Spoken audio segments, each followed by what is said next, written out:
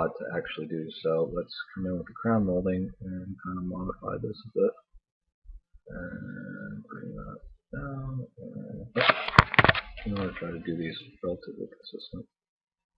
Bring that in, and then start this one, and pull it back. And move the whole thing down a bit. Now you can see I have a profile down there as well. So if I render this out, I got my crown molding up here, and I got my floor molding. Now the other molding that we can add would be a chair rail, which if I do the shift and go to the middle, and hit OK, and the chair rail usually it doesn't need to be as wide. I can decrease the depth on the molding, and it probably doesn't need to be as high either. It's probably more realistic. Put it down and bring it around the middle of the room. And now I'll come into edit mode, and I'll basically just kind of smooth this out a little. Usually the chair rail is pretty close to symmetrical, so it'll look a little bit better. Oh, now you see how this popped to this view. If I go where it says quad and I do perspective and I hit the lock, every time I hit the render regardless, I'll get that viewport. So now we have the chair rail, we have crown molding, we have the base molding, and I'm going to add a slat to add some wainscoting. So I will add a box, and I'll draw the box right there, and I'm going to move it and rotate it and fix it. This is not what we need. Rotate it 90, and then turn off all the slices because we don't need all the segments on it. And I will work on getting this scaled. And look at this viewport as well. It changes the world so it's not snapping all over the place. Okay, so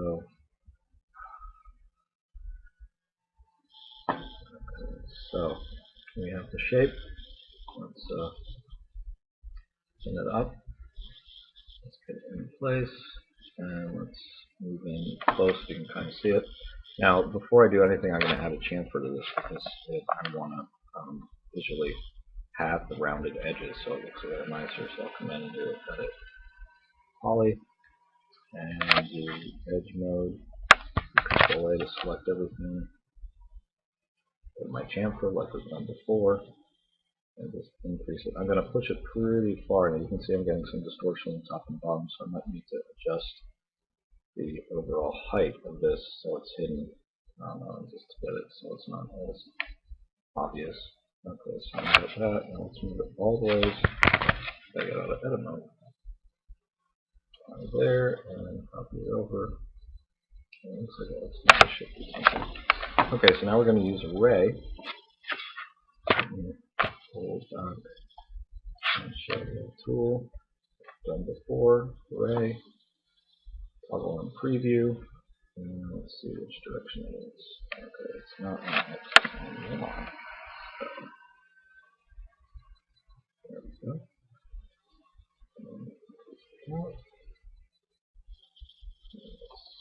Make sure that we got all of it. Okay. Now back to the camera view. Out. Now you can see we have a crown molding, so you can add that element. Now the other things to add is basically the door and the window. For the door, you can copy any of the moldings you have, rotate it 180 degrees to make the frame. So the only thing to really kind of focus on trying to make that's a little tricky is the actual door itself. So I'll show you how to make a door. So we'll create a box, and let's send it out a little to create this door. Put it on the top. Height, tweak it as needed. Skin here, shorter. Just height. Yep. Too wide. Okay. So now we have where our door would be, and we don't want it off the wall that much.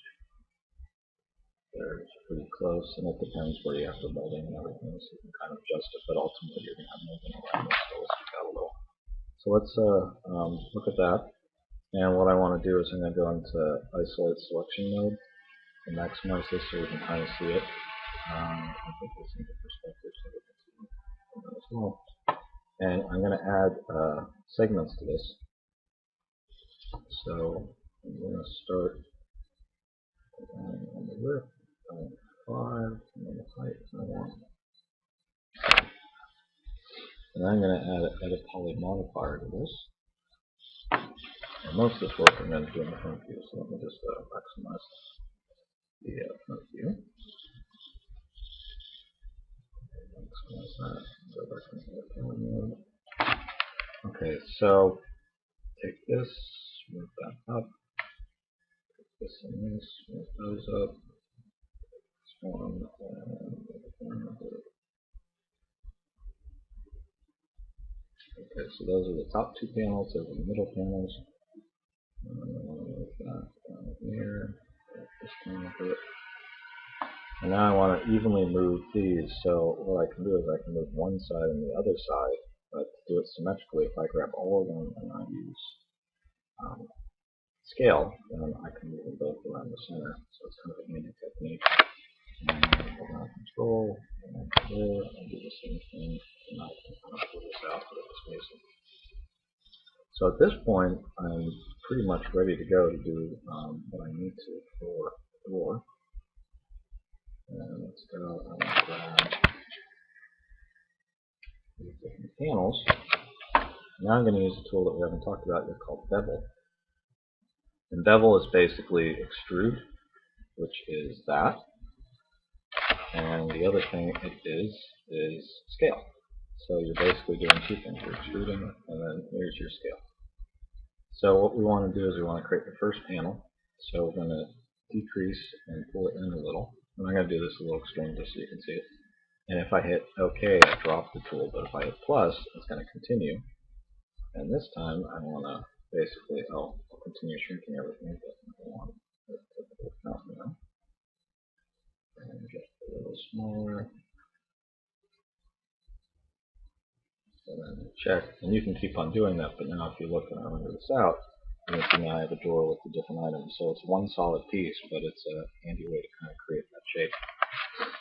So that will give us, let's go out of isolate selection mode, and now we would have that added as well. So I have a door. Now we can use the same technique for the window as well. Let's go ahead and create another box. And let me get viewports open so I can do this. Okay. Let's see what this is.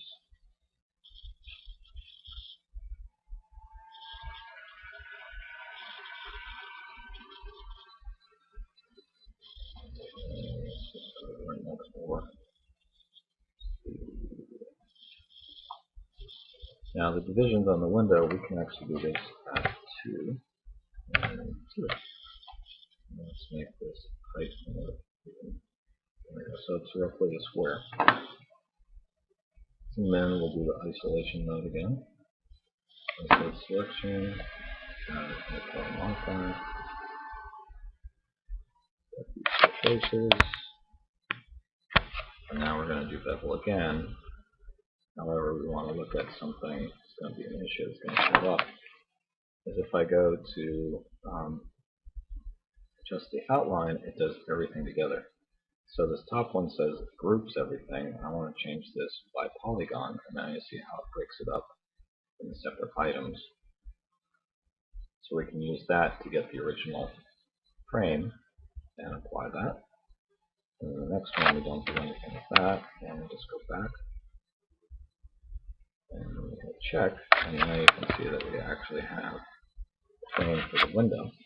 And because I have these selected at this time, I can come in and grab these and attach them if I want. And call that glass. And now that's a separate object. And then let's select the class. And then let's make that blue or something. Don't worry about transparency for the time being. So now you see how we can get that. And then once we have that all selected, hold down the shift key and go down. And pull this forward slightly. And then once you add the molding, you basically have a double hung panel, which is what the older windows would look like. So you can kind of work with that as well. So those are the basics that we're going to look at.